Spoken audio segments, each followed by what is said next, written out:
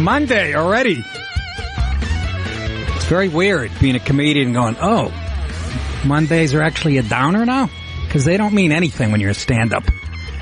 You know? It's like being back in school. Oh, shit. I have to be somewhere today. But this is a good place to be, folks. Welcome to the Nick DiPaolo Show. How are you? What the hell's going on? Oh, first, let me thank some contributors to my podcast. They contribute financially on top of the fee. And Robert Schluida and Kevin McCardle with a big fat contribution. Darren J. Card, thank you.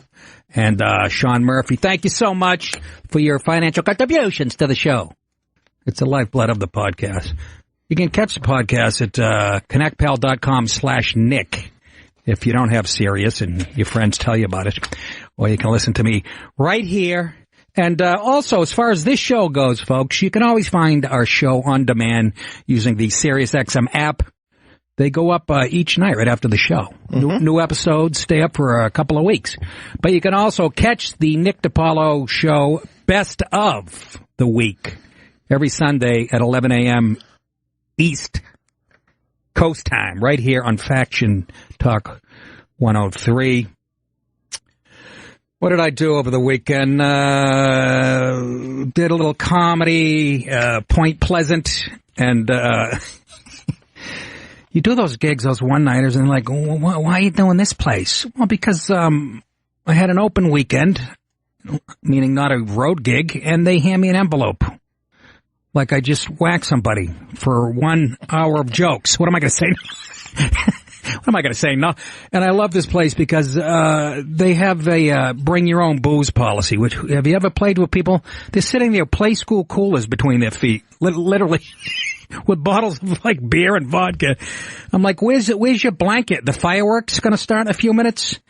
I'm just, it's not how I saw it 30 years ago when I started in this business, but cash is cash, and it's a good place to work out new stuff and have fun. You can't be at the Ridgefield Playhouse every weekend. Well, you can if you're, much more famous than me, is the point.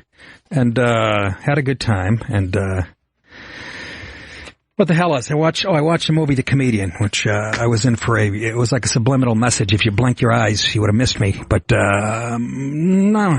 I don't want to badmouth people and stuff because, they threw me in it at the last second, and Taylor Hack was a great director and stuff, but I wasn't crazy about the movie, let's be honest. Didn't really depict what I've been doing for the last 30 years. Although, every time De Niro's character acted like an asshole, my wife would look at me and go, did they base this on you? And so I'd say, listen, sweetheart. And, it was all over the map, in my opinion, but, again, I got to have a couple quick lines with De Niro at the table, which was kind of cool. And then I realized, I have worked with Carmela Soprano on 3 projects now. Horace and Pete, this movie, and The Sopranos. Isn't that weird? Folks, isn't that weird? Nick DiPaolo, comedian, working with Edie Falco. And, it was just, I don't know. They should have used real comics, and that's how it works in Hollywood. A few people that don't know, you got to bring in like a De Niro or big names, or people, they call it packaging. You get a star from this, from William Morris Agency, you get another star, so people will buy tickets. But it'll be a much better movie if they put somebody in it that you didn't know that was a real comic, and a few real comics had their fingers in this writing-wise, but, you know how that works. And, so I wasn't crazy about it, but on top of that, not being the best movie, then you gotta sit through the liberal horse shit. There's a scene where De Niro argues with a woman about abortion, and of course there's a gay wedding. It's like, we get it. We get it. We understand the world that's how it is, but it's like getting a lecture and then they have to drill home the point that women just like to have a one-night stand, and it's the guys who get hurt by it and shit, which that's not how it was. At least when I was single. Other than that. Anyhow. So it was, De Niro was fine. People like, oh, you didn't come across as a comic. But that's what I'm saying. Throw a comic in there. That's all I'm saying. Soupy Sales, anybody who's done some quality acts. Hey, did you see this, kids? A Texas woman was charged for allegedly trying to cut off her boyfriend's testicles. He was, you know what he was doing? His crime was he was actually talking to another woman. And, I think we have the audio of the fight he had with his wife. About the 1,000 other fucking pigs you had your dick in over the years. The strippers, the cocktail waitresses. Were you best friends with all of them, too?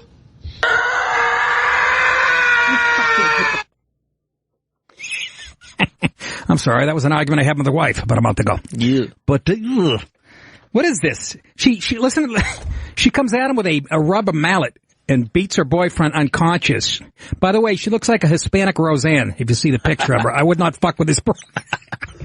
No way. Oh my God. Roseanne Elbaro. And, she beats him with a rubber mallet. What's he, a fucking piece of veal? Then she dipped him in egg and flour and, knocks him unconscious. Her name's Vasquez. Allegedly tried to cut off his nuts with a criminal complaint against her, stating the victim woke up and saw a cut on his scrotum with an unknown sharp weapon. Well, first of all, you wake up with a cut on your balls. That's happened to me 100 times. It had nothing to do with the beef with my wife. You know what I mean? I could have done that myself. Or maybe I had my class ring on when I was getting, you know what I'm saying? So don't blame. It's just a little nick on your nuts. I've actually shaved my nuts. I'm at that point. Just for Men has to come out with stuff for gray pubes. And I'm willing to put my nuts on the ball. You know, they have a picture of guys with beards. Put a bunch of balls. Red pube. You know, Irish guys can have you pick. I got a few down there. It doesn't quite look like Bill Russell's chin yet, but if anybody knows who Bill Russell is out there, God help us. 866-969-1969. What else? Hoops. People going, they think I follow hoops because the Celtics won, I guess, the other last night. And I just don't understand how anybody can watch NBA. Agreed. Over NHL playoff hockey or even regular season. I'll never understand. Well, I do understand it. You gravitate to the sport you play as a kid. Right. And most people play basketball because it didn't cost a ton of money as kids. And although I couldn't even afford hockey or basketball, I had no sneakers and no shorts. I was pantless but I try to watch 2 minutes of a hoop game and I went into a coma. Every 3 seconds is a fucking foul. I've discussed this over and over again. And then at the end when it's supposed to be exciting, it gets even worse. The last 3 minutes takes 45 minutes. Teams are calling timeouts, and before they go back into action, the other team can call a timeout. That's exciting shit, huh? And then they foul each other intentionally. Oh, that's some exciting shit. It turns into a free throw shooting contest. You might as well go to the boardwalk in Atlantic City, watch some kid try to win a stuffed animal for his fat girlfriend. Why is she gonna be fat? I don't know. I just said that. Can you tell? I'm all jammed up with coffee. 866-969-1969. We have the lovely, the vivacious, Kat Timpf, who has a new gig at Fox News Channel. She's on a show called the Fox Specialist, is it? News Specialist, with Eric Bolling and Ebony Williams. And I've done her podcast a few times. I don't know if she's still doing it. That'll be my first question. She's coming in at the top of the second hour. I like her. She's quirky, funny. People try to bully her all the time on Twitter, a lot of times. But she's sharp as a tack, and she actually does a little bit of stand-up, so I want to torture her about that. Did somebody just make a face? I don't know what you mean. No. So, but I like her a lot. So, she'll be in at 7 o'clock. Anyhow, what was the first story that I wanted to fucking, talk about? Oh, Notre Dame graduates. Once again, showing the lefties and how open-minded they are. They walked out on Mike Pence, the vice president. But I can see why they walked out, because he was touting free speech. And that seems to be something people on college campuses are allergic to these days. Yeah, dozens of students walked out of Notre Dame's commencement exercise on Sunday to protest a speech by Pence, who warned graduates of the prestigious Catholic school against suppressing free speech. And that is a little ironic. You're walking out. Do they pick up on that? And how stupid? And I noticed a lot of them were girls walking out. Me too. Did you notice that? I did notice that. I was noticing that because I was checking out their asses and their ankles. Glad we're on the same page. Yeah. And the the protesters stood up when the conservative Republican began his speech. At least they let him on the campus without beating him silly or destroying shit, and streamed out of the ceremony. The people, but I got to give some of the students props that didn't leave. They were booing their fellow students who were leaving. Did you notice that? I didn't know where the boos were coming from. Yeah, that's where they're coming from. They were being jeered. And I'm sure some were coming from the stands. It was like 40,000 people, in the stands. When I graduated UMaine, there was 36 people. 18 were my relatives. He got into the controversy of what constitutes a free speech on a college campus. And we've seen what goes on at Berkeley and other of these open-minded, so-called bastions of, you're supposed to be able to, this should be a lot of back and forth on a college campus, but, let's listen to, Pence and see how outrageous and what he said that made these, students walk out. While this institution has maintained an atmosphere of civility and open debate, far too many campuses across America have become characterized by speech codes, safe zones, tone policing, administration-sanctioned political correctness, all of which amounts to nothing less than suppression of the freedom of speech. Oh, my God. Outrageous. Get the hell out of here. Well, the students were saying that a lot of Pence and Trump's administration, their policy don't mesh with what they are being taught, their right. Catholic stuff at Notre Dame. But if it did mesh, then you wouldn't have separation of church and state, would you? And then they'd be screaming about that, would they not? Not to put on my my Chuck Todd hat. But they actually interviewed a couple of the students after that helped organize the Notre Dame. Can you imagine that? But they believe in. I didn't think these safe spaces and all that. A little noise in the background, please. Safe spaces. I didn't think that would catch on as a concept, but I can't believe here we are. But let's hear from some of the Notre Dame students who they're going to tell you why they walked out. Now, I'm talking to Luis Miranda, who's also one of the organizers of the walkout. I know we talked about this yesterday, about a bit of perspective. There's about 50 to 100 students who will probably stand up and walk out. There's about 40,000 people who are going to be in the stadium. About 3,100 students are going to get degrees. Mm-hmm. Why do you think you are in the minority in this case, in standing out and walking out?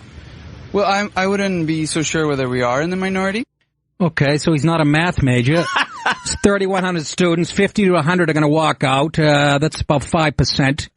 Well, let me help this genius out. Not sure in the what are you in fucking total denial about reality? You people who don't believe in free speech. Hey, listen to him and listen to his perfect English too. Sort of like mine. I think it's a question of organizing and preparing to go ahead and walk out.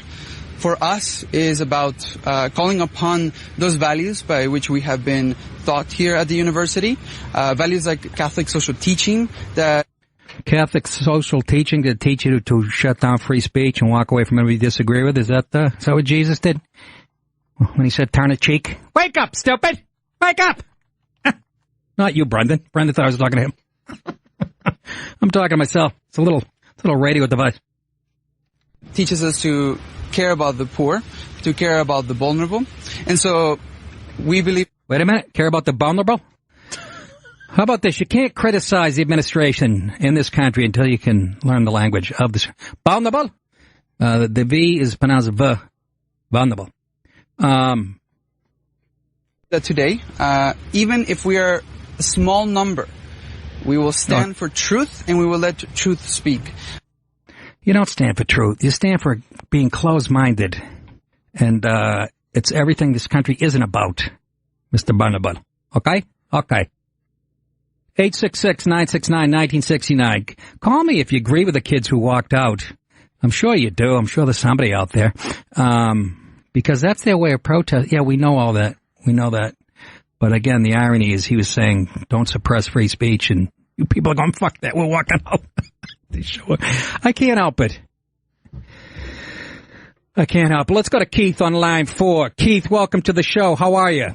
Hey, thanks for having me. Good to hear you, man. Great show. Thank you, sir. Hey, just a quick question. You still taking contributions on Connect, pal? Yes, I am, sir. All right, I'll send you a nice little fat one again. You've contributed before? Well, thank you, Keith. Oh, yeah, man. Good for you. Listen, I went to college in, like, the early 90s, and they were still spewing out that liberal shit, even back then, too. Yeah. It just wasn't that bad, and this is when Clinton got elected. Right. And it's just so out of hand now. You know, it's like, I even now, like, if just socially, if I'm with people, it's like I have to watch what they say and stuff like that. Like, No, you don't. No, you don't. No. Say it anyways. That's what I wanted to call the show, by the way. Say it anyways. Don't watch what you say. I mean, say it anyways. Yeah, I mean, if you're out with what do you say, when you're out with your friends, you have to watch?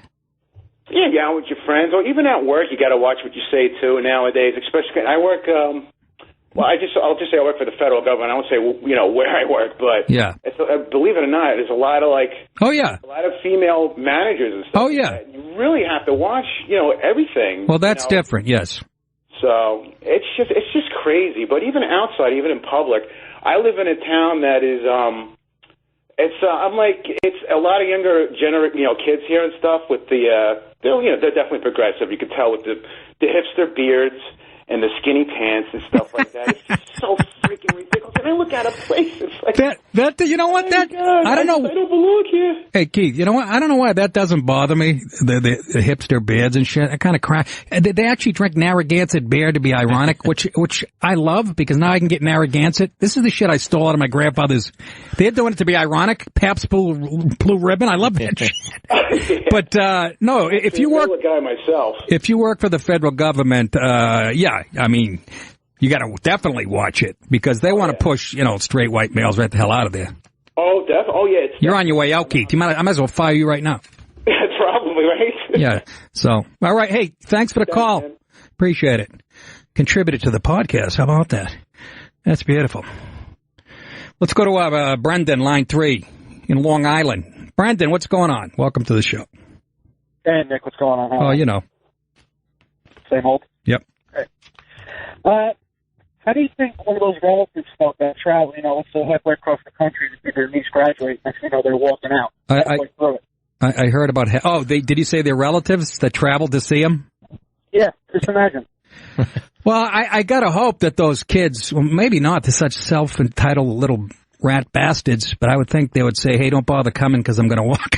But maybe, you know what? Yeah, I would have beat the piss out of them. So, hey, now you're paying for every single thing I had to pay for to get out there. Yeah, then you beat your niece up. That wouldn't look good. I tried that once at a birthday party. She got out of hand. But that's actually a good question. I wonder if that's happened to anybody. They flew all the way over there to see little Brittany graduate, and she walks out. I would bug out. Good point. But that's just me. All right, Brendan. Have a good one. That's probably not just you. That's me, too. Thanks. I didn't even look at that angle. Right?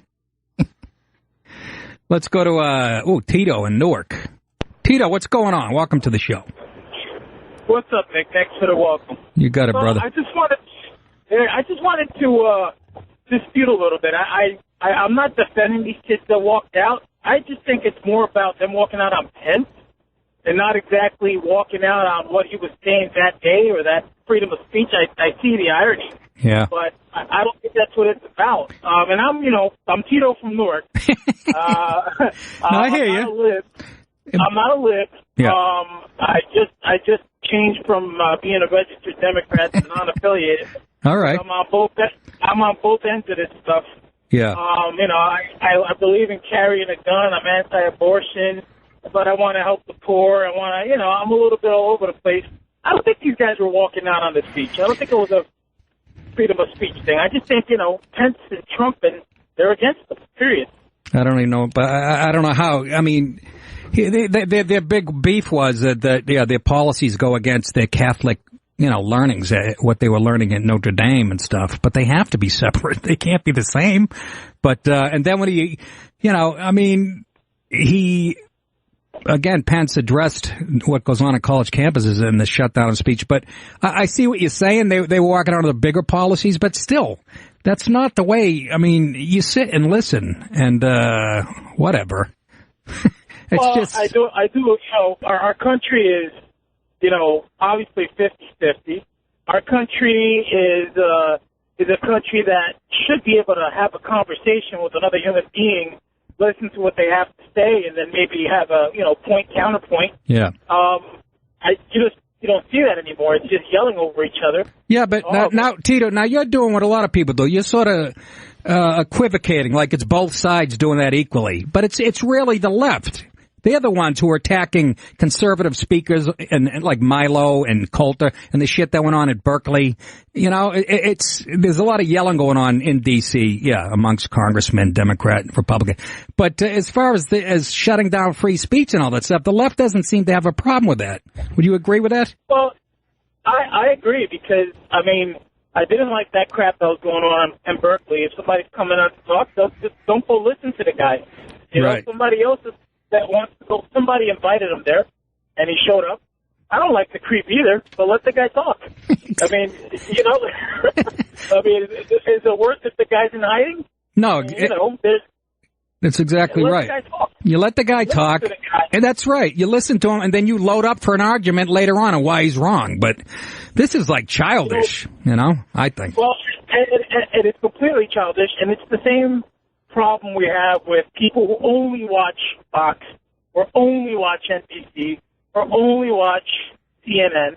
These guys are just like-minded, lumping each other or lumping everybody into this crappy, you know, stack of shit that everybody has to like the way things the way I do. Right. Well, go fuck yourself. Right. But again, I say that's more people who watch MSNBC, NBC, CBS, ABC, CNN, read New York Times, the Washington Post, and conservatives have a couple of talk shows in Fox News. Hey, Tito, thanks for the call, pal. I appreciate it. I like Tito. See that? He converted. He carries a gun. What did he say about abortion? Believes in abortion? I can't remember. I like to commit abortion with a gun. Anyways, what? Can you even say that? Chris in Pennsylvania disagrees with me. Chris, what's going on? Hey, Nick, what's going on, What's going on? Hey, just want to say, great job keeping politics out the show. Why am I supposed to keep politics out the show? You said it the other day. No, I didn't. You said, I'm not really going to get into politics on the show. No, what I said was I'm not going to break down votes on the Congress floor. Oh, okay. Well, listen, I'm busting them back. I just wanted to bring up, the same thing goes for the right, too. I went to a Roger Waters show. Yep. Now, you know what this guy's about, okay? Yep. He's a liberal. Yep. People walked out. He played the song Money, and he put pictures of Trump up. Didn't say anything, and they fucking walked out. They paid money to see a guy that's a liberal. Yeah. And then walked out. First of all, they paid to see Roger Waters' music, not his fucking politics. Secondly, yeah, for every a story like that, I can give you 6,000. You know what I'm saying? I'm just saying it goes on both ways. It does, but it doesn't equally. I mean, I just listed, the institutions that have been taken over by libs. They don't even argue. The whole mainstream media is liberal. I mean, yeah. Finally, I think that's just a small group of people, and then the administration bowing to that group of people. Yeah, but it has when you say a small group of people, you mean the mainstream media? No, I'm talking about the administrations of all these colleges that say, we don't want them here now because we had, 300 people picketing out of 3,000 students. No, I know. No, but the mainstream media is in lock and step with the colleges and vice versa. The left has all the power. Yeah. You know what I mean? I agree with you. Yep. Well, thank you, Chris. Okay. Appreciate it, brother. All right. Bye. All right. 866-969-1969 is the phone number. And, there are some closed-minded people on the right, but the right never were the ones who championed open-mindedness. That's what classic liberalism was. We have open mind. Yep. We'll listen to both sides. That's what liberalism used to be. But this latest, the progressives just, they don't have a problem with it. And the mainstream media is lock and step with what goes on college campuses, in my opinion, it's not equal. There are obviously some closed-minded people on the right, but this whole thing. And when's the last time you saw a liberal guy get attacked on a college campus or something like that? The evidence is overwhelming. They don't even argue with it now. Wasn't like this back when I went to school. 1937, there was none of this tension. We used to put on our leather helmets and go get 'em. Get one for the Gipper. Hey, it's Nick Paolo Show. We're going to take a break. And like I said at the top of the second hour, we get Kat Timp coming in here. But if you want to join in, 866-969-1969 is the number. We'll be back right after this. The Nick DiPaolo Show will return after this. Yeah, welcome back to the show, ladies and gentlemen. 866-969-1969, the phone number.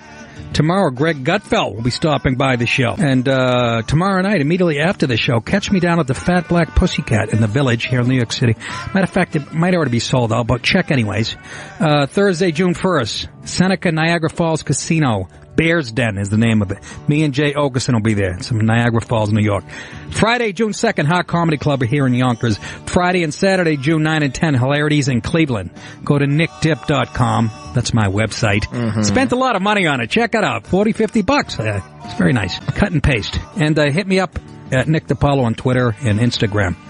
All right. We were currently talking about, Pence's speech and people walking out, Notre Dame. Shouldn't come as a big surprise, but, that led to the, some people say, well, it's, both sides. People who watch CNN and then you got people who watch Fox, but, I'm sorry, folks. It isn't like that. It's not even close. And, this doesn't come from me. This comes from Thomas Patterson, Harvard's Bradley Professor of Government and the Press.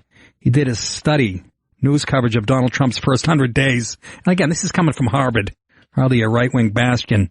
And he noted that not only that President Trump was the topic of more than 40% of all news stories during his first 100 days, which is 3 times the amount of press coverage received by previous presidents, but also that the coverage he received set a new standard for unfavorable press coverage of a president. Again, this comes from Harvard Kennedy School's Shorenstein Center on Media Politics and Public Policy. It's a 19-page study.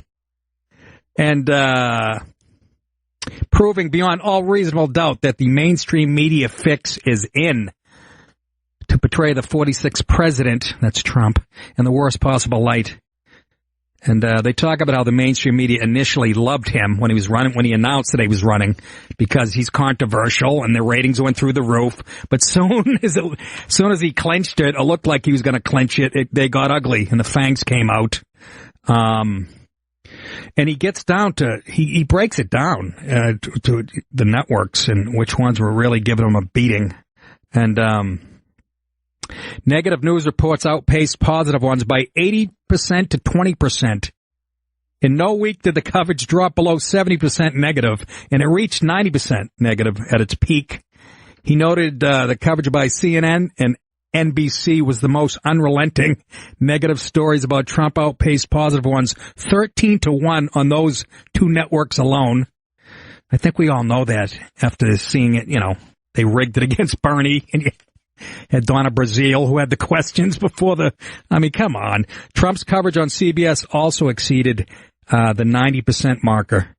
Trump's coverage exceeded 80% level in New York Times, 87% negative. Washington Post, 83% negative. And even the Wall Street Journal, 70% negative. Holy Christ. So when he calls him out, when Trump calls him out, as he did, he was kind of right on the money, right? Can you stay categorically? You are fake news. Sir. I don't want you to protest. I don't want you to riot. I don't want you to write to your congressmen because I wouldn't know what to tell you to write. I don't know what to do about the depression and the inflation and the Russians and the crime in the street. All I know is that first, you've got to get mad. You've got to say, I'm a human being. God damn it. My life has value. So, I want you to get up now. I want all of you to get up out of your chairs. Trump yelling at his staff. I want you to get up right now and go to the window, open it, and stick your head out and yell, I'm as mad as hell, and I'm not going to take this anymore. Yeah, Trump specifically named 6 of the 7 primary sources that the Shorenstein study analyzed for bias. So, not imagining it, And as long as they have that, they'll be in the game. You have that. We're a media-driven society, folks. Come on. Connor on line 7's been waiting for a while. Connor, go ahead. Fargo. Hey, Nick. I just want to give a little idea that I was thinking about the other day when you were talking about, millennials and all. Yeah. And that had to do with, I gotta imagine that, yeah, there are a bunch of shitheads, and believe me, I'm one of them. I'm I'm a conservative. I came from a hard-working Irish Catholic family. Yeah. We're conservative people. But what I want to bring up is that the environment that allowed this, this PC culture and all to take place in the millennials and all these, just soft group of people to all these safe spaces, liberal colleges and all. Yeah. That was all in the making well before any of these young people were ever in college. Oh, yeah. Or ever even born. So that, yeah. They're culpable in their own actions now. But people would say millennials this, millennials that. Well, it's a Gen X and even starting the baby boomers who started the whole progression of it. No doubt. I don't even blame the millennials. When you're young, you're impressionable. Your brain's like a sponge. You believe whatever your dickhead professors tell you. I just happen to disagree. But no, you're absolutely right. This has been in the making for years, and it's not just college campuses. It's the libs have the institutions, the media, L.A. I've been complaining about the commercials and the sitcoms since I was 25. How fucking white guys are portrayed as, morons and the emasculation. But it's coming to a crescendo, I hope. Where else? Go ahead. It's not foolproof. For a perfect example is, I have a sister, I'm 28, my sister's 30. Yeah. I'm pretty right-wing, but I've been asked what my politics are, and I've been told people that if you want to know what my politics are, watch an interview between Anthony Cumia and Nick Paolo, and that's what my politics are. And so you must be popular on Thanksgiving, huh? Exactly. So I don't really give a shit. I don't give a shit about abortion. I don't give a shit about gay rights, but I'm a gun-toting conservative guy about most everything else. Yeah, you're an American. My sister, on the other hand, so we came from the same family. Yeah. My sister, on the other hand, is a liberal feminist. Now, we love each other very, but we just don't talk about politics. So it's not foolproof. We came from both conservative households, so you can't. There's still outside factors, but she got a grant in college at some point. Somebody got in her head and got in there and changed her whole. Here's a great example. When we were kids growing up and going to Catholic church events and whatnot, yep. She used to go to Washington D.C. to go to anti-abortion rallies, and that was when she was like 15. Right. And now she goes to women's rights marches in Chicago. So something happened along the way there. Yes. Thanks for the call, Connor. Appreciate it. Yeah, I have my wife has her best friend's daughter is, I think, going to Drexel. And, she comes home, she's there like 6 months. Comes home with a full beard and, just, spewing the whole fucking anti-male shit. I'm telling you. It's unbelievable. It doesn't take long because you're impressionable. What happened to chasing pussy and dick at a college campus and enjoying yourself? Never mind this horseshit. You know what I'm saying? Let's go to Brian in Michigan, line 6. He didn't have a problem with the walkout. Brian, what's up? Hey, how you doing, Nick? Pretty good. How you doing? I have to disagree with you in that sense because you refer to that being what they did was childish. Well, okay. I could have chose a better word, but here's the thing, though. I agree with you actually about when they protest and they keep people like Milos and Ann from doing that shit and yelling and scream. Yeah, you're right. That doesn't come across good. That's stupid. Yeah, let them talk. If you want to confront them, debate with them. Fine, that's good. Keeping them from talking, that's bad. The same way it's when you ban people at KKK from protesting, you're doing what they want you to do by doing that anyway. Yeah, those 12 KKK guys that still exist. Yeah, but the thing is, with Pence, though, they didn't yell and scream. They didn't shout anything at them. They stood up and walked out. That's not, I don't think that's childish. And there wasn't going to be you mentioned, we want you to confront him and talk to them. There was no planned Q&A session after Pence talked. So they weren't going to ask him any questions. No, I understand. Wait, so your stand is if there's no violence or shutting down that it's fine.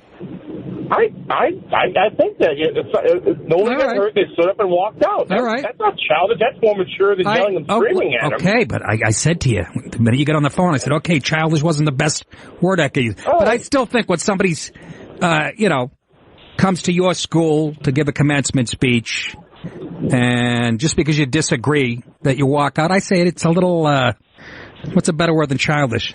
Immature? Well, I don't know. If there's somebody you really don't like, Nick, you gonna sit there and listen to them talk to you, dude? Yes! Yes, I will! What do you mean, come on? Come on. There's the difference. How did you vote? Huh? There's the difference. I would listen, and I'd load up for the next person that I ran into that thought like the asshole I just listened to. That's how I do it. I sandbag the motherfuckers. In defense, I mean, you're a skillful person because you're a comedian, and that makes you you got a little more better belt of ammunition than most people on the street there, sir. No. So. All right, Brian. Thanks for the call. It was a good call. I appreciate it. He just has a different standard. Nobody got their face broken or windows are broken, so, and again, childish might not have been the best thing, but I don't know, I'd sit and listen. I'd like to have Pelosi come in here and fucking spew her horse shit, and I'd just sit and listen and stare at her giant saggy tits and go, you must have been something back in the day, you big pig.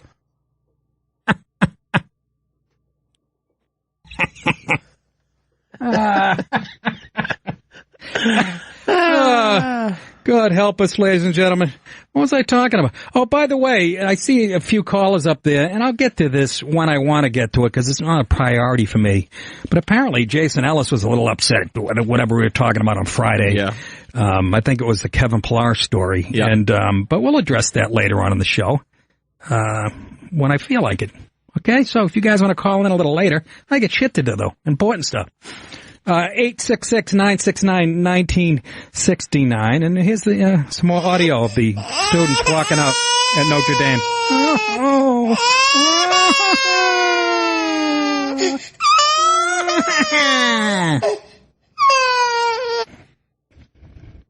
I'm kidding. That was Anthony Weiner's bedroom. What? Hey. Get good, little buddy.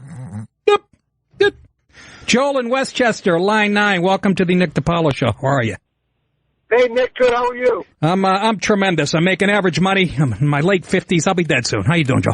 I love the show, and I want to tell you, my wife and I went to see you at the Hot Comedy Club in Yonkers. We had a great show. Keep that quiet. Fantastic. Thanks. Thanks for taking the picture with us at the after the show. It's very nice. No problem. I just got your wife's perfume out of my shirt like 5 minutes ago. I was going to call to mention the Harvard study, but you already covered it in the show. But yeah, I thought it was amazing. I mean, that's proof itself. I mean, Harvard being a liberal institution. I mean, it's. What else do you need to say? They broke it down. I know that guy really broke down the numbers too, and which is so funny because everybody's shitting on Trump for pointing that out, and but it really is true. It's nothing we didn't know. People that vote like us, but to see it in black and white and coming out of a study done at Harvard is you know how bad it has to be if they can't even hide or lie about it. You know what I mean? Yeah, right. That's exactly right. It's a joke. Well, I'll see you at Hot Comedy Club. Yeah, thanks, Nick. I'll talk to you. Enjoy the show. Thanks for calling in. Appreciate it. Anybody see me at a theater? I've done a few of those. Hey, Nick, I enjoyed you. You did that gig for my sister in our backyard a couple of weeks ago. Tremendous. I've done that. I'm trying to find somebody who... We got a disabled vet, Jesse, on line 3. Let's see what Jesse... Jesse, go ahead. Welcome to the show. What's going on, Nick? Nothing. You're a vet. You're a disabled vet, so thank you for your service. Thank you. Oh, well, thank you. But I'm calling because these liberal idiots, like I got 4 daughters in my house, so get rid of them. My thing, a few more years. But like my thing to do is get on Facebook and see some of these liberal sites, and I go on there and voice my opinion. So of course, you can't talk to a liberal, and like some of them you can. I've been told that since I am a disabled vet that I don't have a say in the matter because I'm brainwashed. And I said, no. I said, I love my country enough that I raised my right hand, and I fought for this country for 10.5 years. While your pansy ass does nothing and bitches about it. Can you imagine that? That means nothing to them. That you put your life on the doesn't. You put your life on the line so they could say what they're saying to you, and all that falls on deaf ears because their ears are filled with shit. from the professors and whoever the fuck else, the media. I mean, how many times? I'm almost tired of talking about it. Right. I mean, I don't know how anybody can even argue it. Can you imagine telling a disabled vet that that he's been brainwashed and doesn't have a say? He's the reason we all have a say. Oh my God. But the greatest thing is, well, actually, it's not the greatest thing. It's like actually the worst thing. Every time a liberal gets into office as president, our military goes to shit. Yeah. And it's not because of the soldiers. It's because of the leadership and what is allowed and not allowed. When I was a private back in the day, if somebody wanted to smoke me, they smoked me. And I just thought to myself, well, hey, I'm going to max my push-ups on the next PT test now. But now you make a soldier tell them to do push-ups. They can actually ask you why. And if you don't have a good reason for it, then they don't have to do it. Here you go. Yeah. That's, but they're loving Trump being in office. Yeah. No, it's unbelievable. Jesse, again, thank you for the call and thanks for your service. He's exactly right. I did a U.S. show in Japan. Me and Colin Quinn and Robert Kelly, a few other people. I'm in Japan and I remember, I think it was in front of Marines, and then Colin going on after me and going, Paolo's the only one I know that can make the Marines get quiet because it's something I said on stage. So I go out, they're smoking a cigarette or whatever. I started to talk to him, and I said, I go, you guys are a little PC. He goes, you wouldn't believe how PC the military is. And I didn't even realize at that point about how, there's certain rules of engagement. This soldier told me we can't shoot until we're shot at. I thought he was kidding me. I honest to God, I hadn't heard, it was like 2006. I go, I thought he was trying to be funny. Are you shitting me? Would you want your kid in the military if those are the rules? You don't shoot at somebody until shot at? Right. I thought he was busting my balls. But I was doing, every time you do a gig like that, even they're like, we're in Afghanistan, don't make fun of the culture. Like, I don't have to. I just look around. And that got a laugh, a nervous laugh. When you got military guys laughing nervously, I'm like, oh my God, we're never going to have a chance in this world. You think ISIS is going, look, don't hurt the Americans' feelings. Don't bring up, that's kind of creepy.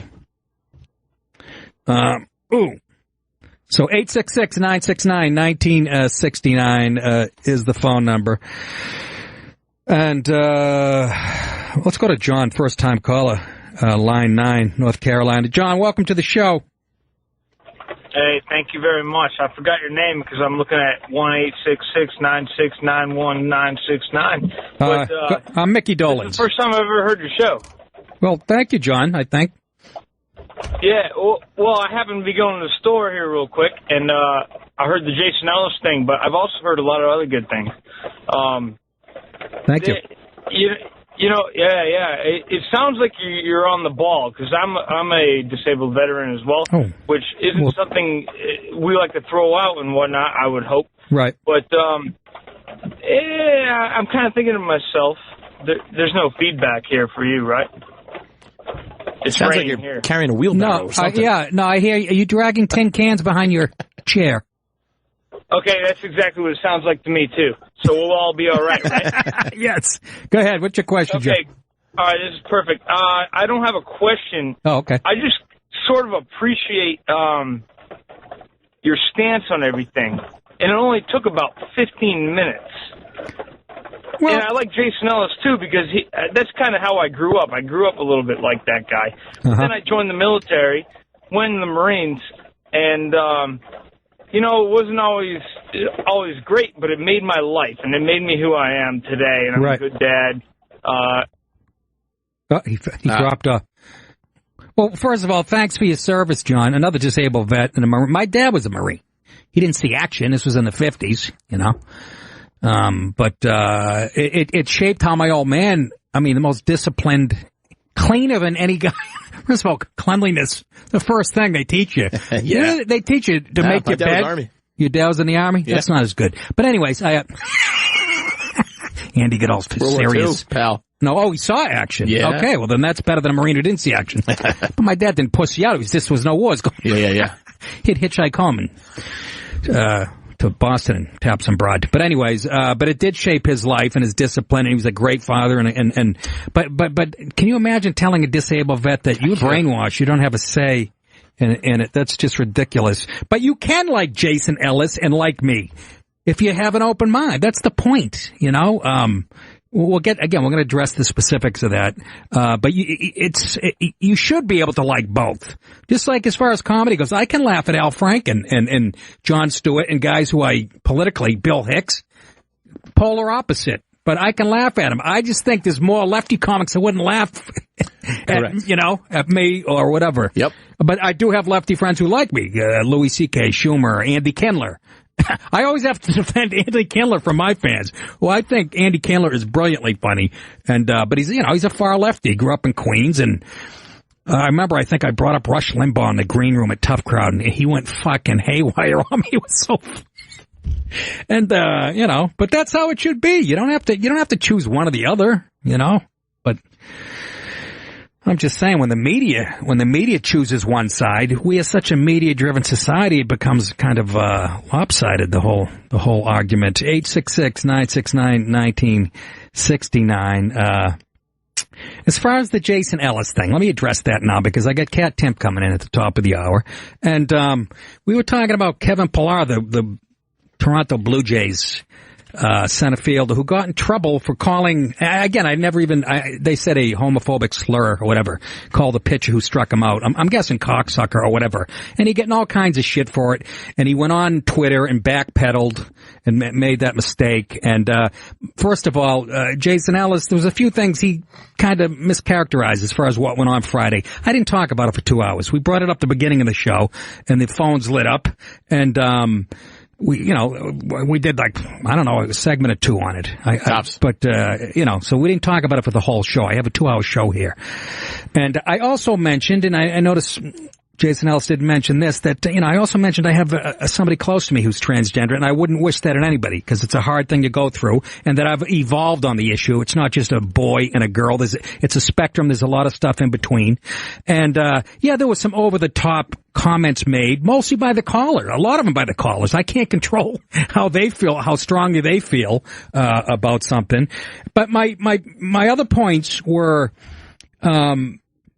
that, in my opinion, that the whole transgender thing is overrepresented on TV. I was talking about the Food Network specifically, not just transgender, gay and transgender. And by the way, the number I got off the internet, and I looked it up on a few places, as far as transgender, they make up 0.03% of the population in this country, which is about 720,000 people. And I said, if you watch the Food Network or the show Chop, you think it was 7 out of 10 people were transgender. And I'll stick by that argument.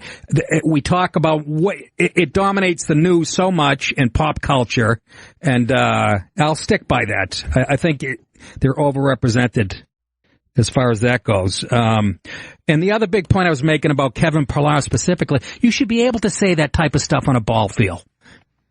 There's the one place you should be able to say anything you want when you're pissed at somebody, is the ball field.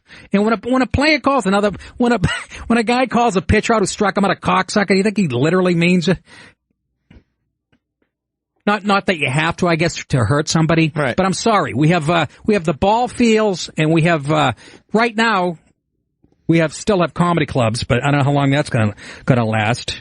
And I'm just wondering if Jason Ellis was all over Stephen Colbert when he talked about Trump being a cock holster for Putin. Maybe he was. I don't listen to the show. Maybe he did. But I'm just saying there's some places you can say anything you want. And that's so, especially in an athletic event, you just say, you should be able to say anything you want. So, those are the specific points. And 98% of the callers agreed with me, but that's because, they're probably fans of my comedy. They know how I voted.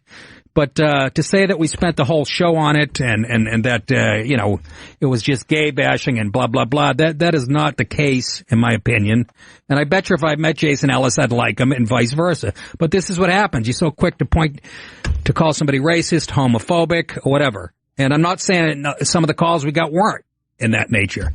But to make it sound like we bashed gay people for 2 hours, I don't think that was the case at all.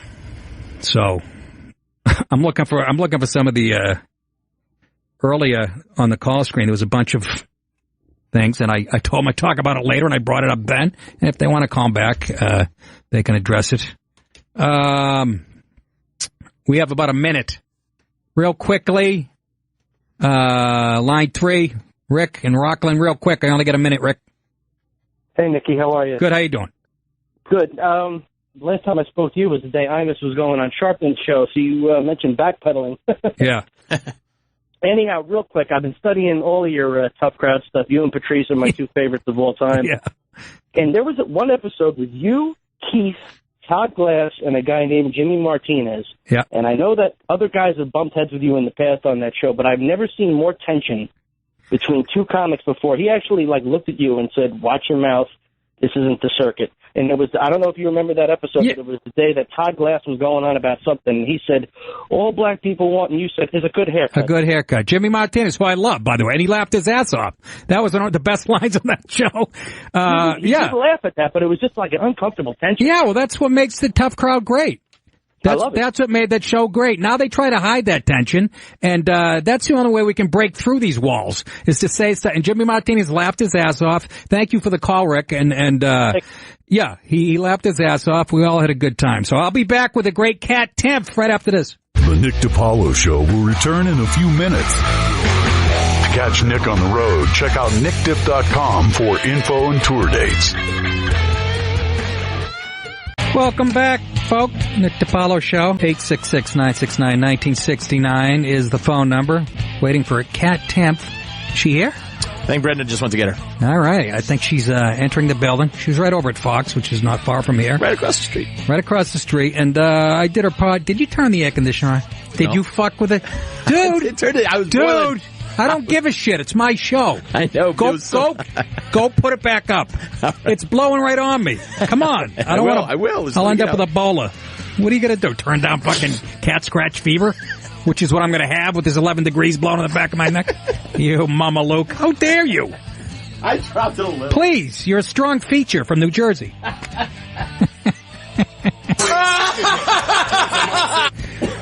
Fucker, there's like a wind in here. Oh, I know what you did. Wind. Yeah, Temp's gonna come in and you were trying to make it cold in here. That's not what it was. I was boiling. Did you put it back where it was? Yes. Huh? Yes. How fuck? You believe the balls in these guys? This is what I'm talking about. He's a millennial. 2 degrees. This guy's a millennial. He's entitled to everything. We're the only ones that watch hockey, by the way. Okay, kill Nugent, will you? The fuck? Boy. I'm really shocked. We had this discussion earlier about the,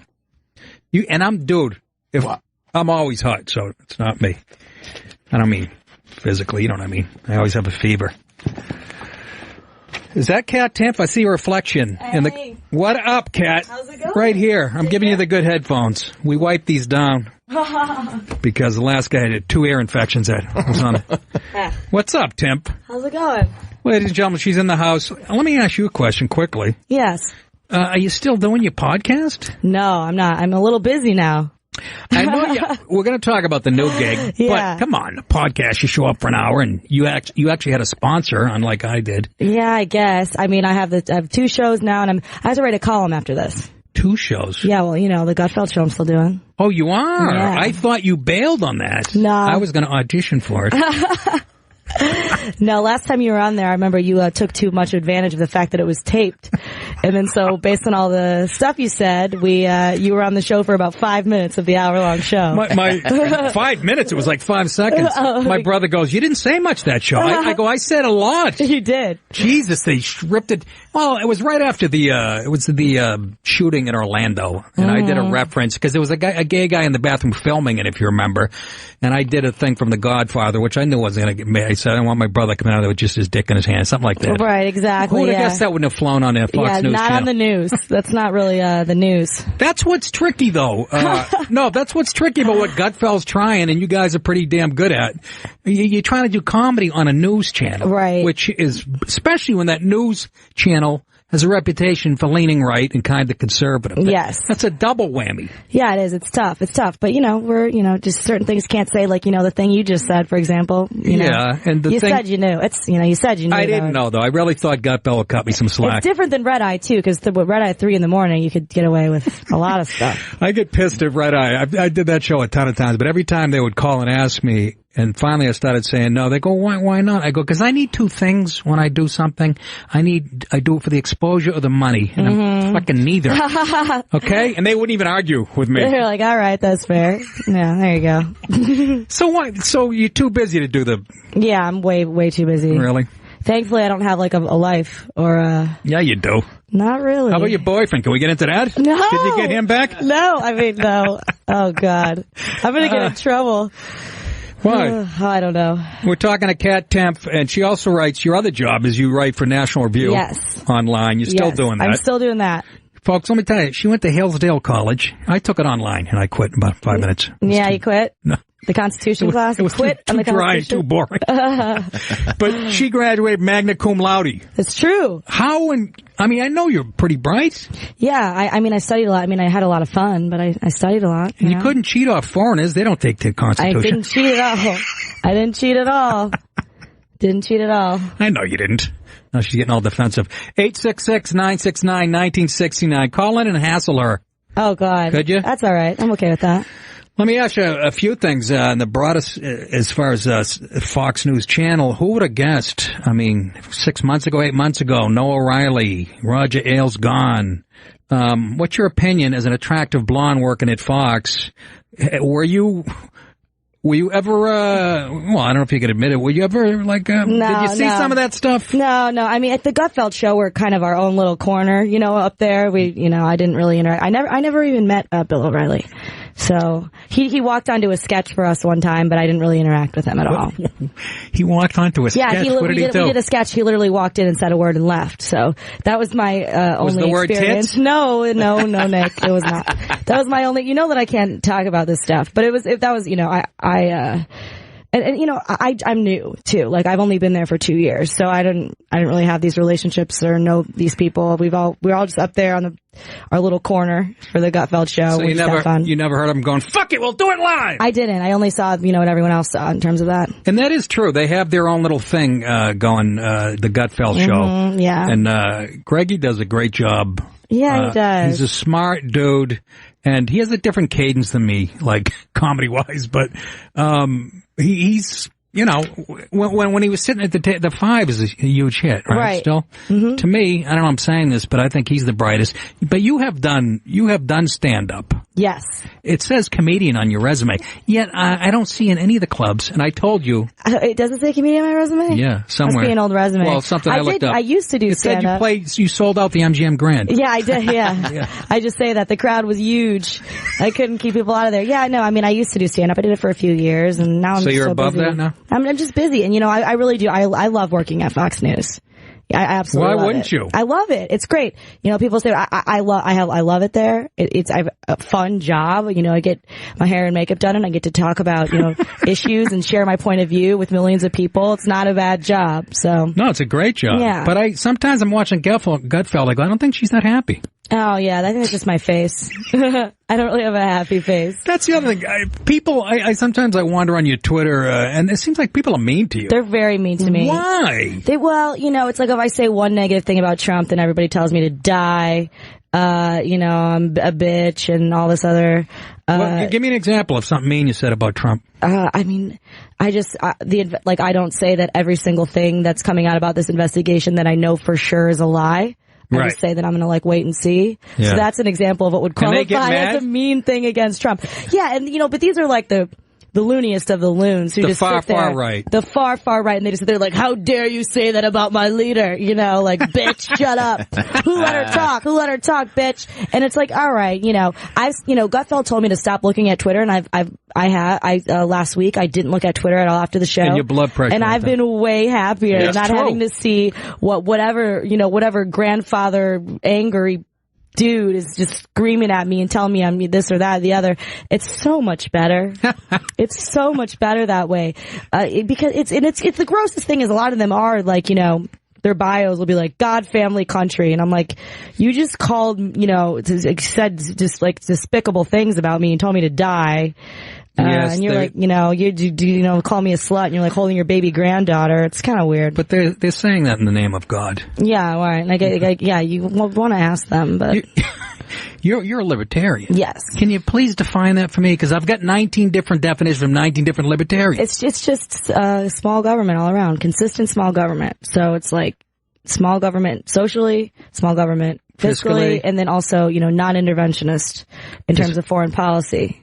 We should, so not isolationist. No, not isolationist, but not, When do we, so you're saying we're overextending ourselves? Yeah, absolutely. The last few years. Yeah, well, clearly our nation, with this nation building we've been trying to do, it hasn't worked. I don't know if anybody noticed that, but it didn't really work. Are you kidding? I have a summer home in Crete. It's beautiful. It's a 3-bedroom, and no, it hasn't worked. But where do you draw that?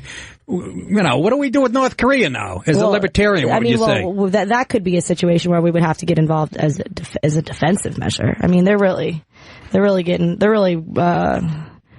amped up over there. They keep testing shit. And it keeps fizzling on the launch pad. And it's weird because they can't, normally you can use things like sanctions, but they don't give a shit if all their people starve to death. He doesn't care. Well, that's the thing. That's exactly. He doesn't give a shit. He's like, well, whatever. I've got like 14 steaks and whatever. It's gross. 14 steaks. I don't know. He looks like he eats 14 steaks. I know. You notice he's got that's what's really angry because he starves his people. And they always have Korea. That's their mode of torture. They don't care if their people starve, so sanctions don't affect them as much. Yeah, and he's chubby with a fucking Shemp Howard haircut. Talking to Kat Tempf. She's on a new show called it's the Fox News Specialist with Eric Bowling and Ebony Williams. Ebony Williams, right? Bowling. Tough gig.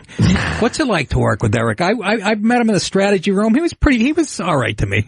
He seems like he knows his stuff. We all have very different views on the show. Obviously, he's a Trump guy across the board. He really loves Trump. Yeah. Yes. And then I am not across the board anybody. Right. So you learn that at Hillsdale. Yeah, I don't keep an open mind. I really do, and it's like if you say sometimes in the same show in an hour, I'll get called like a libtard, and then I'll also be like, you're just a Trump surrogate, because it's like your views are inconsistent. I'm like, no, they're like I'm thinking independently is what's happening there. I'm deciding based on the issue what I think. Always fall back on I'm evolving. The evolving. Everybody does that in politics, though. That's good. That's good, though, that you're hearing it from both sides. Yeah. That means you're making an honest effort. Absolutely. But we are so polarized. It is unbelievable. But even you as a libertarian have to admit, is this not a witch hunt? What they're trying to do to this president? Well, there's no secret that a lot of, Washington Post, New York Times, that they hate Donald Trump. And even when there was, people were saying, the GOP is trying to slow this investigation, and then Chaffetz, within an hour of that memo coming out, or the story about the memo coming out, he was saying, all right, I'll use a subpoena if I have to. We'll get my hands on this. And then the Washington Post wrote a story saying, well, Chaffetz, we thought he was going to quit, and he said he's going to quit, but now he's clearly all into it just for his career. And it's like, what do you want? Like, they're not investigating, and now they are, and they're investigating. Well, he's not doing it for a noble reason. So it's just like, absolutely there's a reason to be suspicious of them, but, I don't want to say until there's an investigation. We don't know. There's a lot of stuff out there. I thought it was weird the way that he's changed his mind, about Comey. So Jeff Sessions, he came out in huge support when, Comey announced the, investigation, not reopening, but the investigation, and then it was listed on the memo as being, or not the memo, listed on a memo as why he was being fired. So he's praising it, and that's the reason why he's fired. And stuff like that makes me think, let's look into this. But I'm not saying, people are calling for impeachment.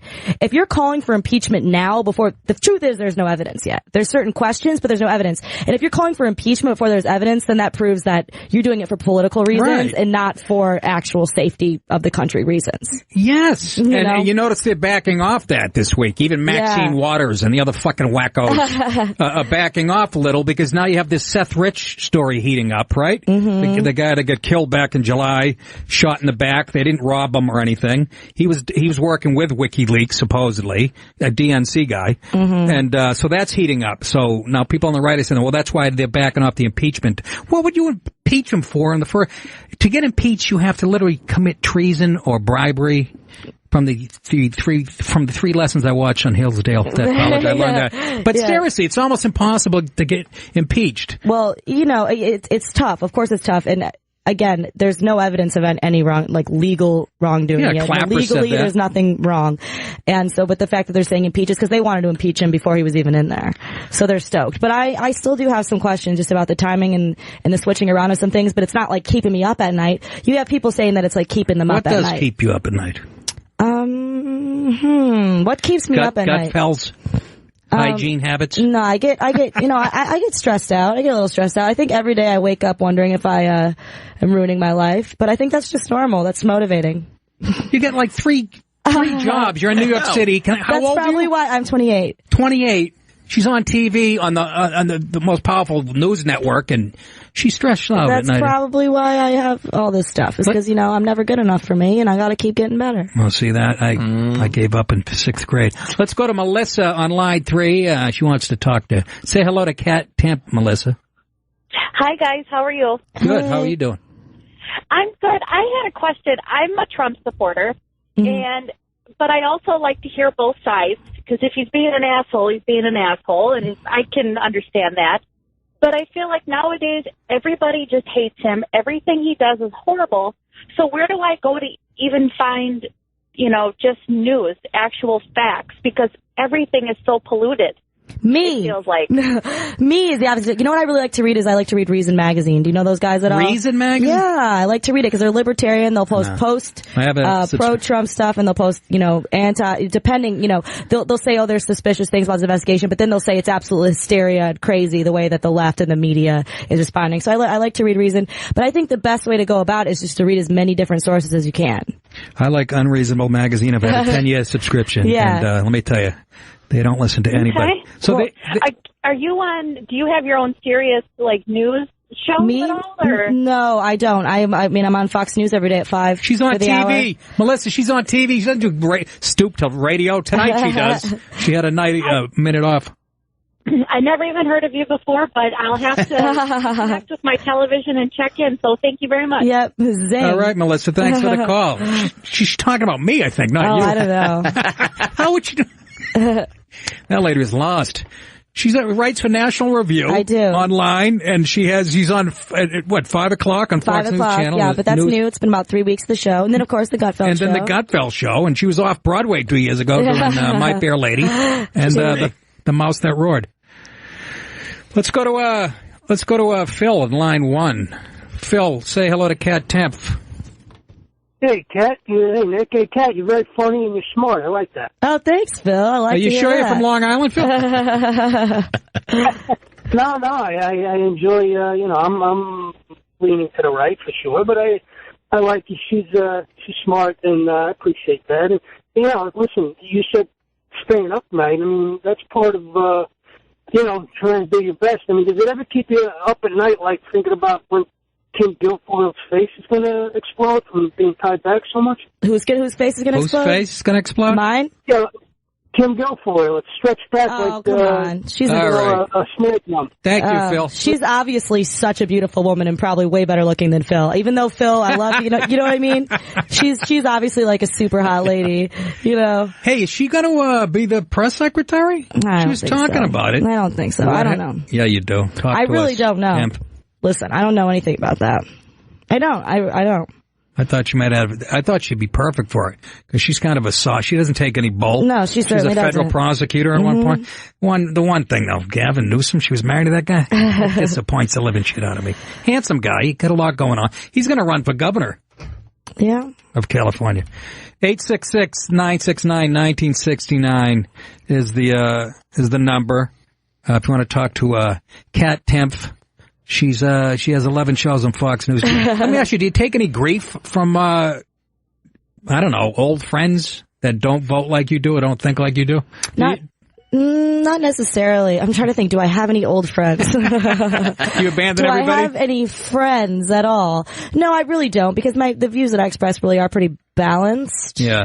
They are. So I don't necessarily, if people want to make fun of Fox News and it's just like, I don't really care. Whatever. Shut up. What are you doing for a living? You take a job too. They would offer it to you. Absolutely. Just take a picture of your checks. Yeah. I'm saying? People that are bad-mouthing you.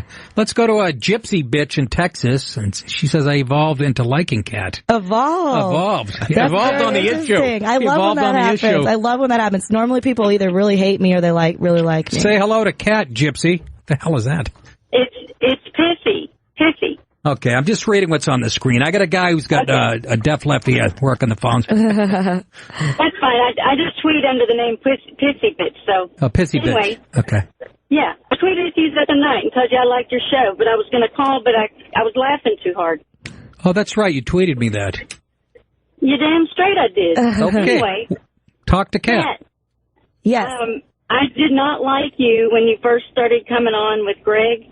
I thought, I don't like other women typically because I'm a woman hater. Oh, okay. And, well, you know, it's like I just think women, they, you know, either act like they're, you know, stupid to get men's attention or they're know-it-alls.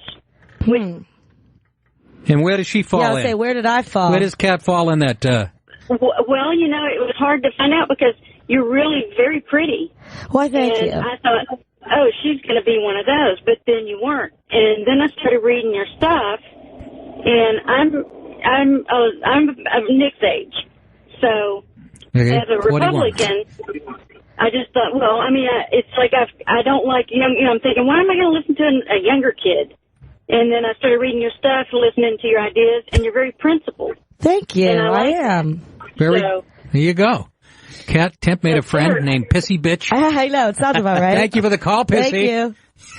Thank She's you. A woman who hates women. I don't know if I've met one of those.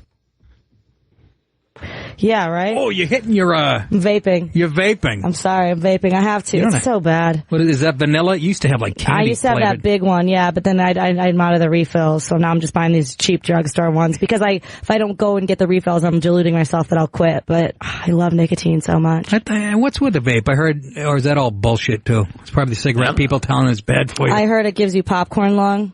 Which what is like that? It's like a lung like disease. That right now. Lung disease that you'd get when popcorn factories just like kills your lungs off. But it's like it's not a it's whatever.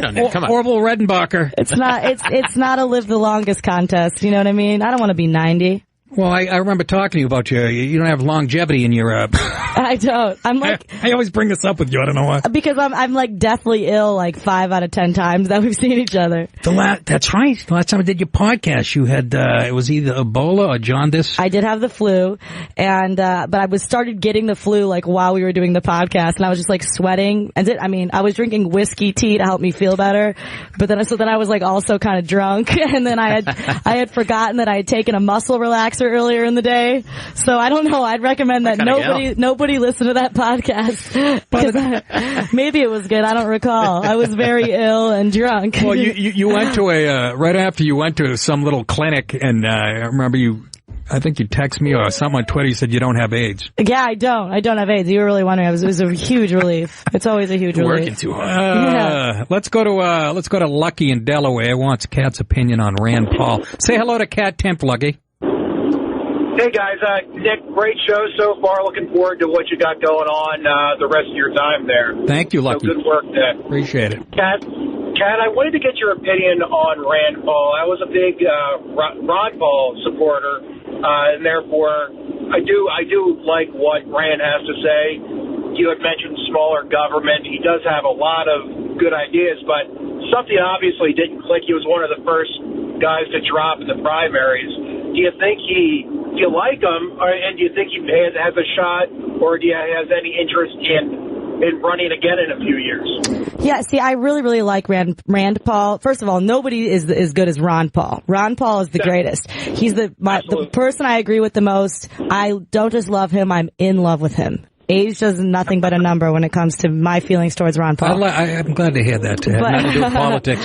But Rand Paul, I think Rand Paul he's not funny. You know what I mean? Like his hair? I like all of his ideas, but in terms of hearing him talk, you don't really get as fired up listening to him speak as you do anyone else, you know? So I think that's probably most of his problem. But I mean, I really like Rand Paul. I agree with Justin Amash is the person whose ideas I agree with the most. Justin Amash? Yeah, he's a Congress he's a representative at Grand Rapids in Michigan. He's a state representative, but is he libertarian? Yep.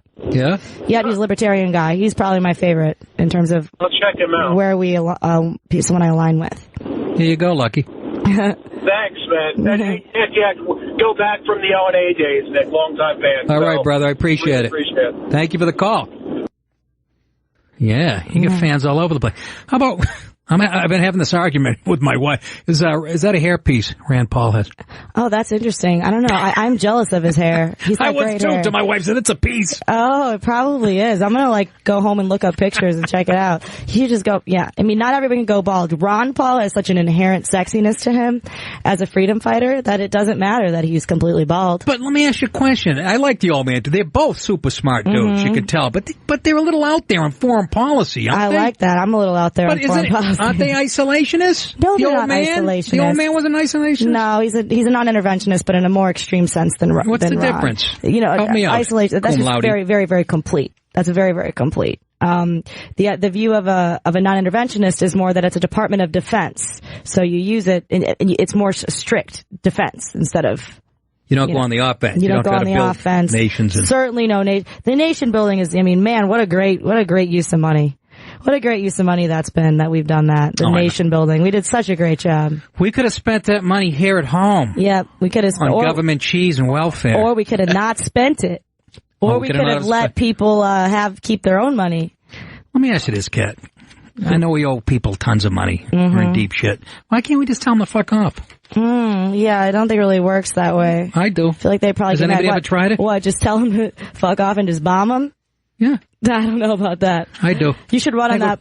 Tell them to fuck off and bomb them. You could run for office on that. Trust me, I get some traction. On that campaign slogan. Zach in Pittsburgh wants to apologize for something he tweeted you. Oh, God. Zach, come on, say hello to Kat Tempin. Apologize for whatever you did. Be nice. Well, first, I'm a big fan, and I got to say with Rand, I love the glasses, the Ray-Bans, and the Jerry curl. Yes. But speaking of glasses, I do have to apologize because once I tweeted to Kat that I believe she had $1 million lawsuit against lens crafters. So. Oh, okay. Because but the thing is, my glasses are incredible. Anyone who insults my glasses doesn't understand that they're incredible.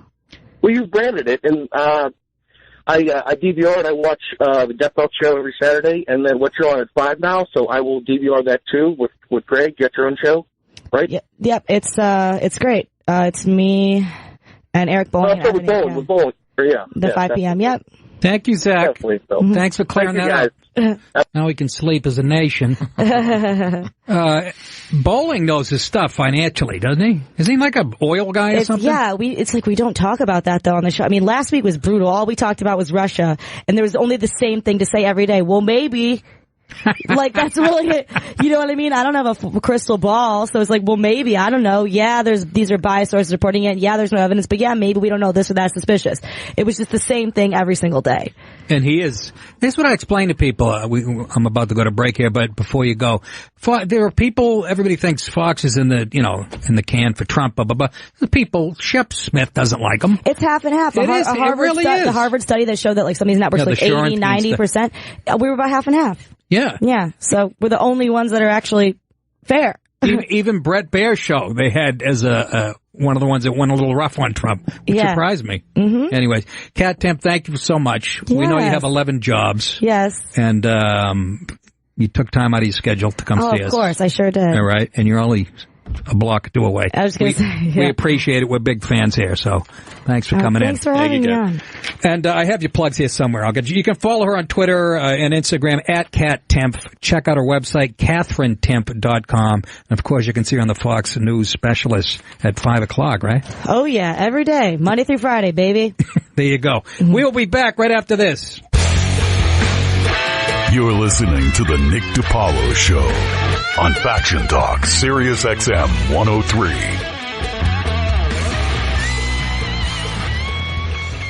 The Nick DiPaolo Show returns now. The lady sounds kind of happy. I'm not sure. Look who's home again. Welcome back, Nick DiPaolo Show, 866-969-1969. A bomb went off at a Ariana Grande concert. Yeah, maybe a bomb. It's a possible bombing. 2 loud bangs. Could have been, and I thought I saw, I don't want to send out misinformation. I thought I saw 20 fatalities. Where did you see that? I didn't see that. Huh? Brendan, did you see that? See it. Can't hear you. I can't hear him. Can't hear you. Can't hear you. BBC is reporting and a few others are reporting 20 fatalities. Wow. There you go. And that's just from her singing. God. What? Oh, for Christ's God. sake. It is a comedy 20 fatalities? Dear God. Yeah, I'm just going to go out on a limb. I'm going out on a limb and call it terrorism. Before everybody gets on there and goes, look, let's not jump to conclusions. Yeah, I found a bunch of sandals and some smoke, but don't go nuts. Jeez, this is bad. This is bad. Like Ariana Grande. I know, why them? You Why think there? you'd have ultimate security for an Ariana Grande Nobody concert. would bomb my shows. You know? 3 people say hurt that. out of the 7. Don't say that. Oh, God. Well, I I'm bomb looking myself. at this, What am I saying? looking at this article, and they're saying 20 people are dead and hundreds are injured. There's another paragraph, and then Ariana is okay, a representative said. There you go. Like, all right, okay. Now we well, can 20 rest. other people are dead. So Her manager had a statement, and her agent. Our 15% is safe. Jeez. That's Kat Timpf, by the way. That's Kat Timpf, by the way. She's still with us. Yeah, hi, guys. I try to give the boot. I didn't know what Roland told you how much time he could spend, but obviously. Yeah, I was going to get up. I wanted you to be. Go ahead. I was going to get up, and then I stayed sitting, and then now we're back on the air. So, hey, I'm going to go for it. 866-969-1969. Call me, guys, if you know more about this, because I'm on the air doing my show. I have monitors here, but it doesn't sound good. Doesn't sound good at all. How about the California, the Dem chair of the state of California? What's his name? Burton. This guy. Did you see what went on over the weekend? With what? No, I didn't. They had some gathering in Sacramento, a state convention, and they were obviously all over Trump. Well, California. This used to be the song California. People related. You wouldn't be safe in L.A. anyways. But that's true. Here's the song that they replace that with. Now, this is what I associate with. Donald Trump. Fuck Donald Trump. It's a catchy little riff, though, I gotta admit. At least in L.A. I'm sure people in, like, Fresno like Donald Trump, right? Yeah, nigga, fuck Donald Trump. Hey, watch your mouth. I'm bringing that up because they had a meeting in Sacramento, their state convention on Saturday, and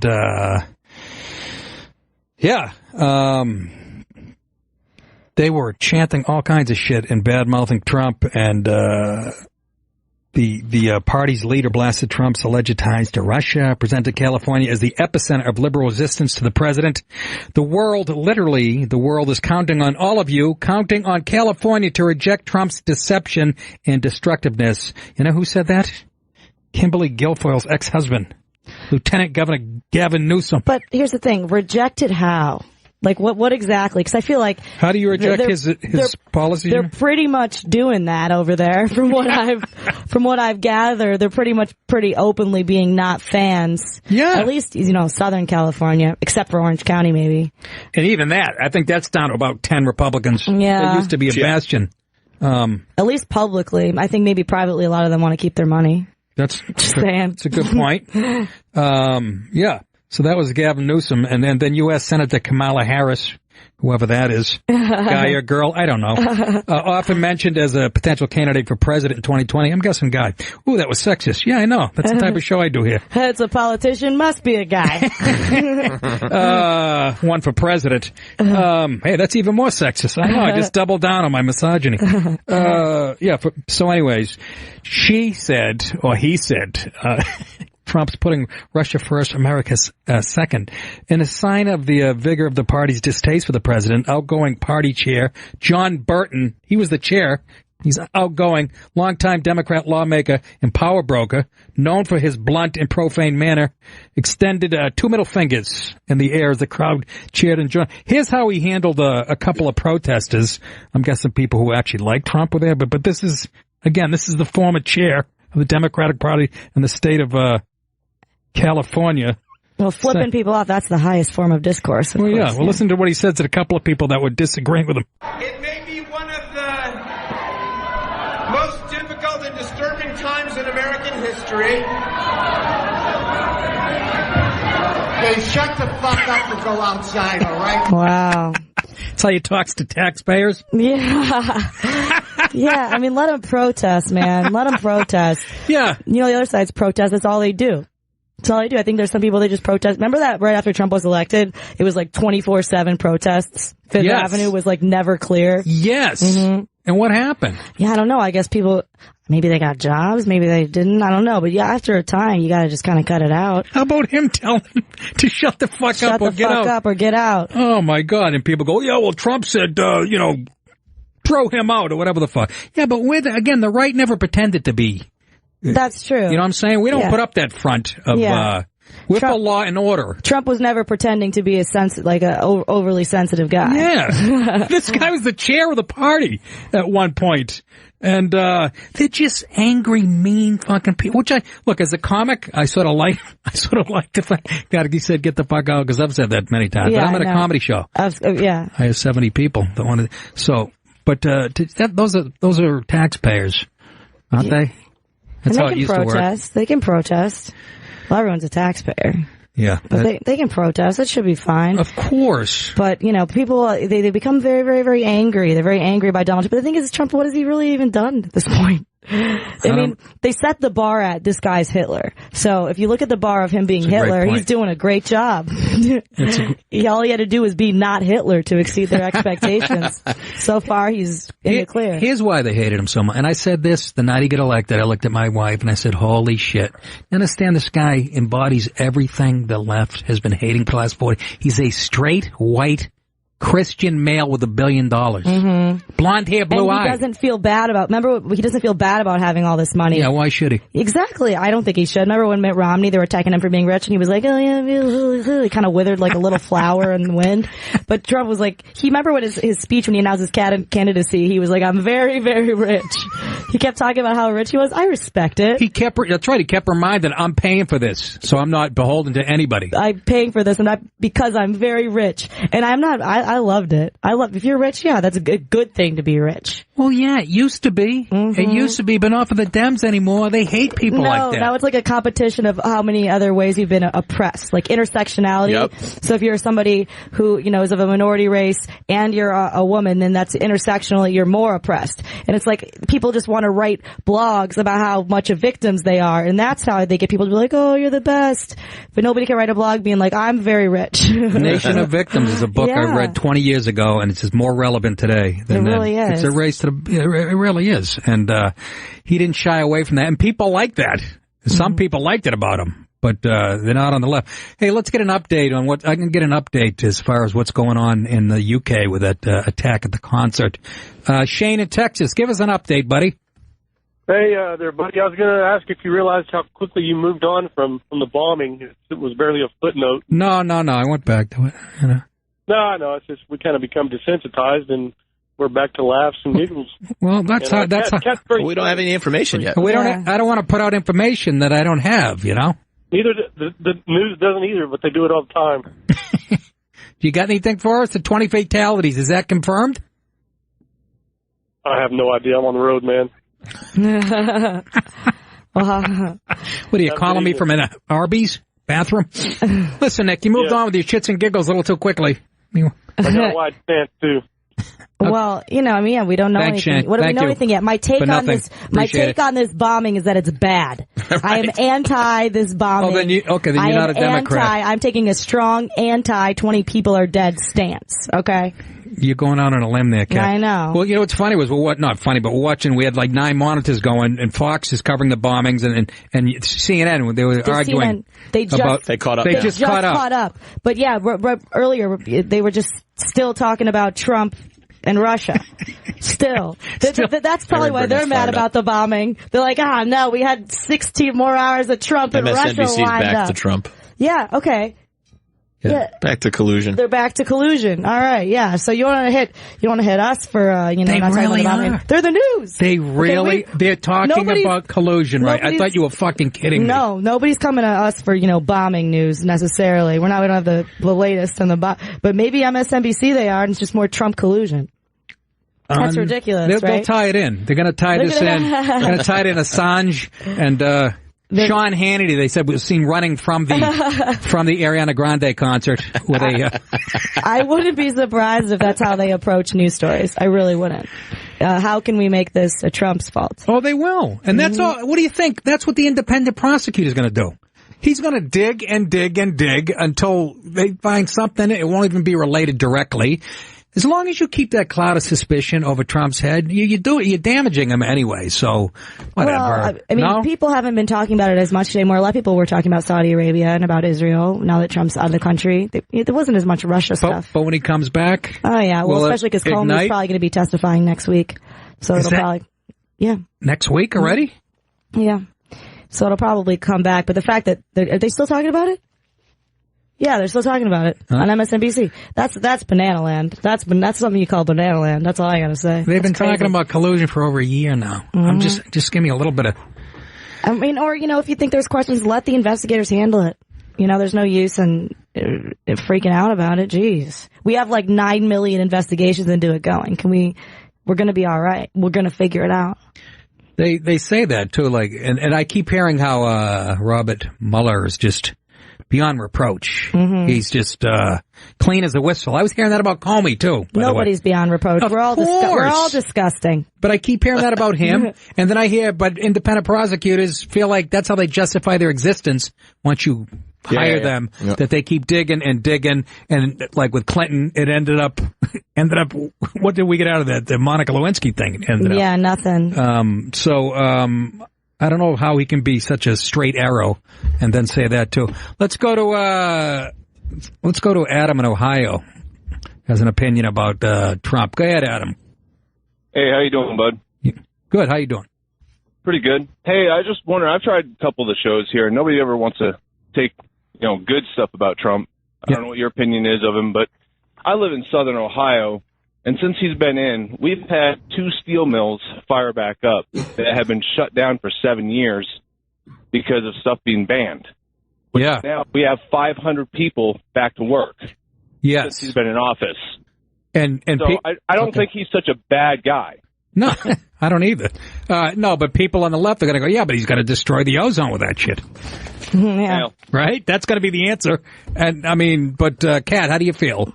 Well, I mean, in general, it's good that people have their jobs back, but we got to kind of let the market forces decide some of these things. It can only do so much because ultimately the demand for something is going to determine where the market goes. I think it's got more to do with the sentiment a lot. I mean, of course, if you got jobs back, that affects you, but also the sentiment of he was actually paying attention to people in these states, the so-called flyover states that nobody was paying attention. Like Hillary didn't even bother to go. I know. She didn't even bother to go. I mean, how would that make someone feel? Go ahead, Adam. But with steel mills firing up, you got to remember that affects the truck drivers that haul the stuff to the steel mills. Sure. The truck drivers that haul it back out. Sure. The car manufacturers and anybody else that uses it. Hey, I'm a Detroit. And thousands of people. I'm a Detroit girl, okay, but also remember I was a Detroit girl who was against the bailout. So I'm consistently small government, even when it affects people that I know and love. See that's what we need out of our politicians. Adam, thanks for the call. That was Kat Temp you were talking to. All right. Yes. That's a good point. You got to be consistent. You have to be consistent. Nobody's consistent. That's why I can never run for office. I'm too consistent. People a little nervous about Trump, and because he sounded like we all know people from this part of the country knew he wasn't a conservative by any stretch. Right. He contributed to the Clinton campaigns and all kinds of stuff. But he owned that too. He's like, yeah, I did. Well, he did. No, he owned it. Well, that's the difference. He owned every bit of it. Yep. He's like, I was a businessman. Same with the taxes. Yeah. I did what I had to do. Exactly. And then my favorite thing was when the MSNBC was trying to make it look like he was paying no taxes. And then Rachel Maddow went through all that stuff. And it turned out he paid a bunch of taxes. Yeah. So they just had a segment that made him look way better than they'd convinced people that he actually had been. And yet her ratings are through the roof still. Yeah. Yep, they are. Like Colbert's. To be anti-Trump doesn't hurt you showbiz wise, I guess. So this show's finished. But no. Marty was at Marty, go ahead. He says the show's just a Trump rally. Go ahead, Marty. Yeah. Hey, I'm not going to act like I'm shut out of the cannon, but I'm on the right. All I hear is this whoop whoop yah yah, for Trump and that. Yeah. And I'm not into that whoop whoop yah yah about Trump. And what the guy was talking about as far as the steel mill starting up again. I'm in construction. Yep. There's a ton of construction going on. And a lot of the other industries in the other countries can't keep up with it. So that's why they're starting to back up again, because they can be competitive now. Okay. So as far as Trump goes, he's he blows smoke up the right ass. Yeah. A lot of people just love that feeling. Yeah. And so they get all excited. You know, you guys and I at first got excited until I started listening to this bullshit. Yeah. I'm not a big fan of his now. I mean, I've made several negative statements. I've made several negative statements about Trump during the show, so I don't know what he's talking about. Well, he's talking because this is how the average dope thinks in this country. Maybe he wasn't listening to me talking because I'm a woman. Well, now, hold on a second. That's another reason he probably wasn't. He's talking about Maybe me. he can't tell I'm a woman because my voice is so deep. That's also a possibility. Keep vaping. Yeah, I can't stop. I know. Whiskey, too. I could hardly hear him, number one. But, yeah, Trump was blowing smoke up the right's ass, blah, blah, blah. Yeah, just like Obama blew it up the fucking left's ass. And that's what they do. They're ass smoke blowers. Yes. They gotta be. You never survive. You ever have that smoke up your ass happen once to me? I was in Vietnam. But this guy makes a good point about Ariana Grande on line 3. Remember her bad-mouthing this country? Go ahead, Sonny. Yeah, this Ariana Grande is part of the Hate America crowd. She got in trouble for spitting on some donuts, caught on video saying, "I hate America, I hate Americans." I forgot about her saying that. I remember the donut licking. That's burned into my mind. Yet the words I don't remember, but she did say that, didn't she? Yeah, she got caught on video. Was she drunk? So it makes no sense to bomb her concert. Yeah, even if you're drunk. I mean, I've gotten pretty drunk, and I've never started saying I hate America. Maybe I've licked some donuts, but I've never said I hate America. I did see you. That's taking it too far. I did see you at Krispy Kreme in South Carolina. That's actually a good point, Sonny. Thanks. But why would you bomb? Hey, Kat, I want to ask Kat something. Yeah, go ahead. Yeah. Sure. You seem like one of them loose type of girls who likes to pee outside. You pee outside all? Oh, boy. We're not talking to that guy anymore. No, I didn't like that at all. No. That was worse. Pee outside. They got Sonny on the causeway. Also, what do you mean loose type of girls that pee outside? What are you talking about? What does that mean? Yeah, I've seen girls pee on the sidewalk. I'm trying to talk. I think he means like Papa Squat. Like who? Like, Papa Squat on the sidewalk if you got to go. Yeah, but why does that have to be a loose girl? Yeah, exactly. I know librarians who piss behind What does that mean? Like camping? If you go camping, you're a slut? Is that what he's saying? What does that mean? Yeah, I don't know. Some of the most uptight girls I know pee along the highway. And also, why is that the question that you have? Why? Why? I know. What did he say? I don't get that vibe from you at all. I get that from Gutfeld. Oh, yeah, maybe. Him peeing by the side. Probably. Multiple killed and finally CNN catching up. Oh, God. Boy, what a shitty organization they are. I mean, yeah, now it's breaking news. Like, no, this isn't breaking news. This was the news that you had while you were talking about collusion. We saw young girls with blood on them. Everyone was screaming. That's disgusting. Yes. That's awful. I mean, 20, that's a lot. That's like it's huge. Huge. And then probably people that are hurt. And then there's probably more. Oh, God. Like, everyone's running. I know. And it was outside near the ticket, didn't they say? That's the other thing I read. It was near the ticket office, at least one of the banks. Jeez. So, just cowardly horseshit. Mm-hmm. And Trump's over there. And I had mixed feelings about that, too. I know you got to go over there to Saudi Arabia and shit. But isn't that where the madrasas are and they teach this type of stuff? I mean, like you said, you got to go over there. I don't know about giving them, selling all those weapons to them and all that kind of stuff. But you got to go over there. We need the money. We got to go over there. I like the diplomatic Trump. I like the diplomatic Trump. He's pretty good at it. I really do. Yeah. Yeah. And I think it's great that he's doing that. And, of course, people, you're going to hate him either way. It's they true. really, really are.